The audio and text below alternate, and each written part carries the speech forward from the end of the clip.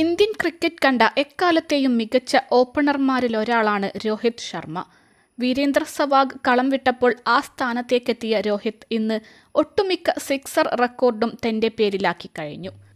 അതിവേഗം റൺസ് ഉയർത്താൻ കഴിവുള്ള രോഹിത് പവർ പ്ലേയിലെ ഏറ്റവും അപകടകാരിയായ ബാറ്റ്സ്മാനാണ്. മികച്ച സാങ്കേതികതയുള്ള താരമാണ് രോഹിത് എന്ന് പറയാനാവില്ല. എന്നാൽ മികച്ച ടൈമിങ്ങോടെ കളിക്കാൻ രോഹിത്തിന് സാധിക്കുന്നു. രോഹിത് ഇന്ത്യയെ T20 ലോകകപ്പ് കിരീടത്തിലെ കടക്കം നയിച്ച നായകനാണ്. എന്നാൽ നേട്ടങ്ങളേറെയുണ്ടെങ്കിലും മടിയനെന്നും അലസനെന്നുമുള്ള വിശേഷണം എപ്പോഴും രോഹിത്തിനുണ്ട്. രോഹിത്തിന്റെ ശരീരഭാഷ അലസത തോന്നിപ്പിക്കുന്നതാണെന്ന് പലരും അഭിപ്രായപ്പെട്ടിട്ടുണ്ട്. എന്നാൽ രോഹിത് ഇവർക്കെല്ലാം പ്രകടനം കൊണ്ട് മറുപടി നൽകാറാണ് പതിവ്. ഇപ്പോഴിതാ രോഹിത്തിന്റെ പരിശീലനത്തെക്കുറിച്ച് മുൻ മുംബൈ ഫീൽഡിംഗ് കോച്ചായ ജോൺ ഡി റോഡ്സ് വെളിപ്പെടുത്തിയിരിക്കുകയാണ്. രോഹിത് ശർമ്മ പരിശീലനം നടത്തുന്നത് വളരെ കുറവാണെന്നാണ് റോഡ്സ് പറയുന്നത്. മുംബൈ ടീമിൽ ഏറ്റവും കുറച്ച് പരിശീലനം നടത്തുന്നത് രോഹിത് ആണെന്നാണ് റോഡ്സ് വെളിപ്പെടുത്തിയത്. രോഹിത് ശർമ്മയുടെ പരിശീലനം കൗതുകമുണ്ടാക്കുന്നത്. പാഡൊക്കെ അണിഞ്ഞു വന്ന് നെറ്റ്സിൽ 3-4 ത്രോ ബോളുകൾ നേരിടും. 2 വലിയ ഷോട്ടുകൾ കളിക്കും. പിന്നീട് മറ്റുള്ളവരുടെ പരിശീലനം കണ്ടു നിൽക്കും. സച്ചിൻ ടെണ്ടുൽക്കറുടെ അത്ര പോലും പരിശീലനം നടത്താത്ത താരമാണ് രോഹിത്.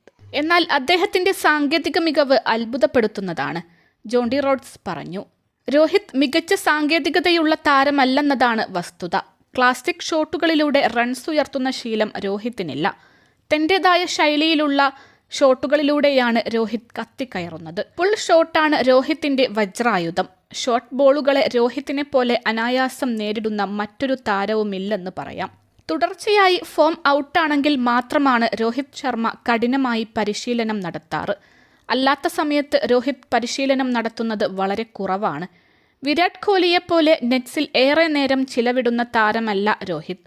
തന്റേതായ ടൈമിംഗ് ആണ് രോഹിത്തിന്റെ കരുത്ത്. ഈ കഴിവാണ് രോഹിത്തിനെ മറ്റ് താരങ്ങളിൽ നിന്ന് വ്യത്യസ്തനാക്കുന്നത്. സ്പിന്നർമാർക്കെതിരെ പോലും മികച്ച ടൈമിംഗ് കണ്ടെത്താൻ രോഹിത്തിന് സാധിക്കുന്നുണ്ട്. ഫിറ്റ്നസിന്റെ കാര്യത്തിലും നിരവധി ട്രോളുകൾ ഏറ്റുവാങ്ങിയിട്ടുള്ള താരമാണ് രോഹിത്. അദ്ദേഹത്തിന്റെ കുടവയറ് ഫിറ്റ്നസ് ഇല്ലാത്തതിന്റെ ലക്ഷണമായാണ് ആരാധകർ പറയുന്നത്. എന്നാൽ ഇതേ വിമർശകർക്ക് ഗംഭീര പ്രകടനം കൊണ്ടും മികച്ച ഫീൽഡിംഗ് കൊണ്ടും രോഹിത് മറുപടി നൽകുന്നു.